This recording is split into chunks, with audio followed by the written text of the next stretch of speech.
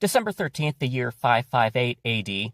This is the date of death for King Childebert I. He was king of the Franks, one of the sons of Clovis I. You can see his picture on this coin here. This guy lived about 200 years before Charlemagne. He lived at a time when the Western Roman Empire's power structure was breaking down, and all sorts of European kingdoms were springing up to fill the power vacuum.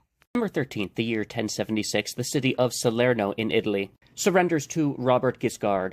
This guy was a Norman from the same area that gave us the Norman conquest of England. How the Normans got started is they used to be Vikings. And then in the Viking Age, when the medieval rulers of France got tired of Vikings coming down the rivers and treating all the towns and settlements there like easy pickings, free gold, started making deals with various groups of those Vikings. Hey, settle around this area, protect it, I will give you land, fiefdoms, titles, you can build castles, do whatever. Some of them did, and a few hundred years later, this is what we get. We get William the Conqueror taking over England, and we get Robert Guiscard taking over Italy. Now, 1076 is a long time after Guiscard arrived in Italy and carved out a kingdom for himself. This is after he kicked the Byzantines off of the peninsula. And after he did that, he wanted to expand his sphere of influence, go after some of the Lombard states. One of those was Salerno, and on this date in 1076, that city surrendered to him. December 12th or 13th in the year 1204 AD. This is the date of death for Maimonides. Average Joe might not know who he was, but a lot of Jews certainly will. He was an especially famous Jewish rabbi and scholar who lived in Spain, which at the time was under Muslim rule. He left behind a lot of writings that influenced Jewish theology today. December 13th of the year 1466, this is the date of death for Donatello. He was a famous Renaissance-era painter and sculptor. He did a lot of famous statue work all across Italy. He died in the Republic of Florence at the age of 80. December 13th, 1545, this is the first meeting of the Council of Trent. This council would go on nearly 20 years, and it would become synonymous with something called the Counter-Reformation. Everyone's heard about the Protestant Reformation of Christianity. The Counter-Reformation was Catholic attempts to address the Reformation. This council took place over the span of 3 popes, and it did things such as clarifying and unifying, solidifying doctrine. Things like the 7 sacraments, biblical canon, sainthood, etc. Also attempted in various ways to address internal corruption. You know how you make an extra effort to do good at your job when you know the boss is watching? Well, the Protestant Reformation was the boss, and the Council of Trent was that part of your mind that says, okay, I have to actually get something done now, let's do it. December 13th, 1577, this is the date that Sir Francis Drake set sail. He left from Plymouth, England, and his goal was to sail all the way around the world. This is long after 1492, long after Columbus, so Europe knew that North and South America existed. And Francis Drake was not even the first person to successfully sail all the way around the world. That achievement goes to the Ferdinand Magellan expedition in 1522. That voyage was sponsored by the Spanish, who were competitors with the English as far as colonization of the New World.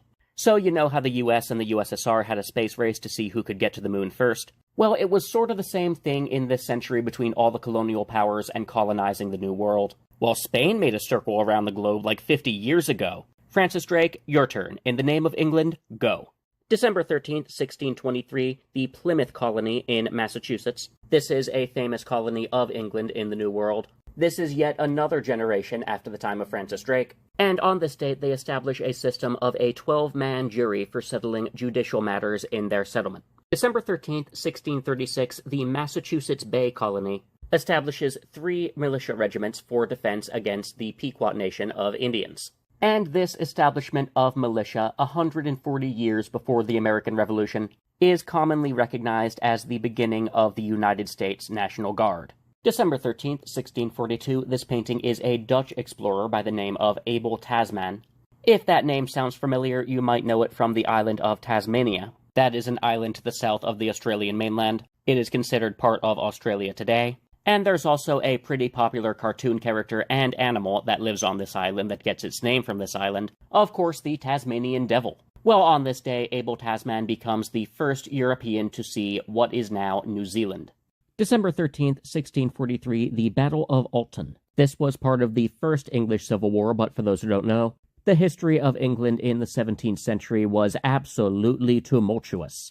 This battle was a surprise attack led by Sir William Waller of the Parliamentary forces against a group of around 1,000 of the Royalist forces. And the result was a pretty strong victory for Waller. with around 100 royalists killed and around 500 captured. December 13th, 1769, the founding of Dartmouth College. This is an Ivy League in New Hampshire founded by Eleazar Wheelock. December 13th, 1862, American Civil War. This is the third day of the Battle of Fredericksburg.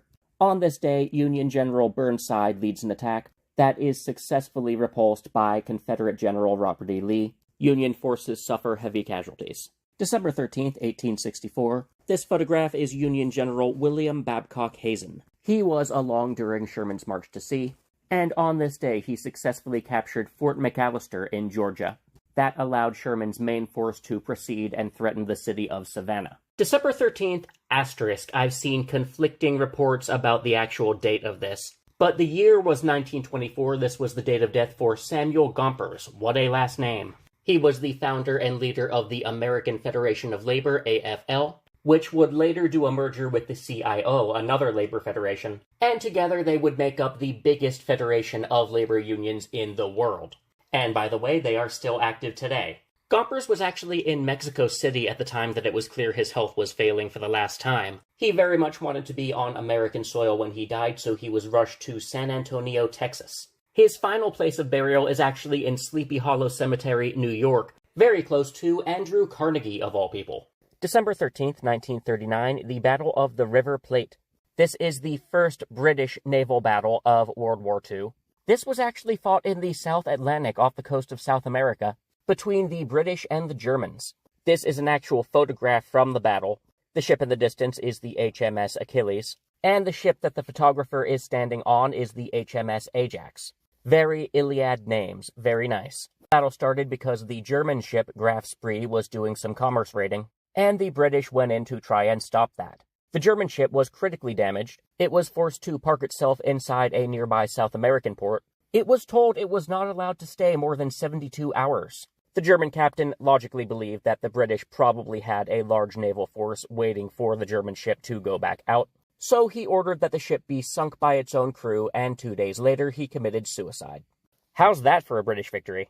December 14th, 1943, the Massacre of Kalavrita. This happened in the town of Kalavrita, Greece, during the time of the German occupation.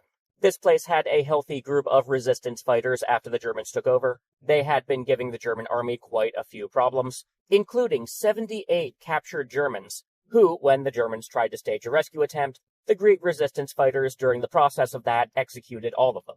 Well, the German army did not like that, and on the 13th of December, they went full-on Vietnam mode and killed, as near as they could manage, the entire male population of this town. Stuff like this is actually more common than you would think, and England under Winston Churchill was fully prepared to do this in every single hamlet should the Germans launch a land invasion. December 13th, 1962, Relay 1 is launched.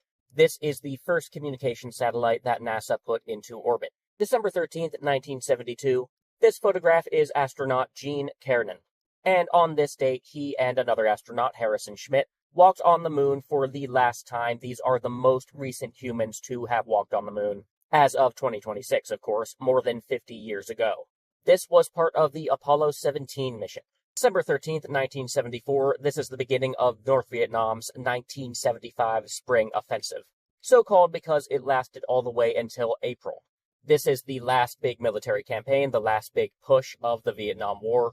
And the result is North Vietnam overruns the South, and the nation becomes unified as one Vietnam.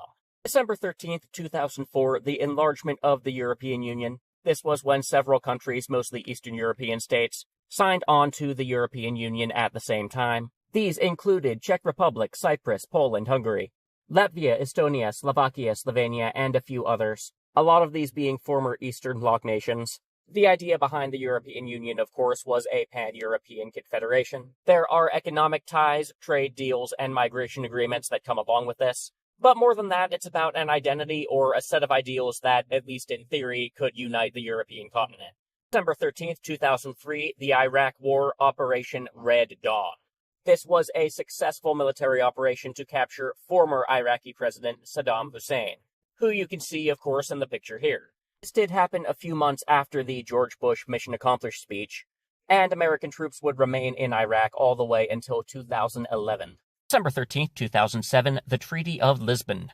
This is a treaty signed between various EU member states, basically amending the procedure of how the EU is run, mostly including parliamentary legislative changes.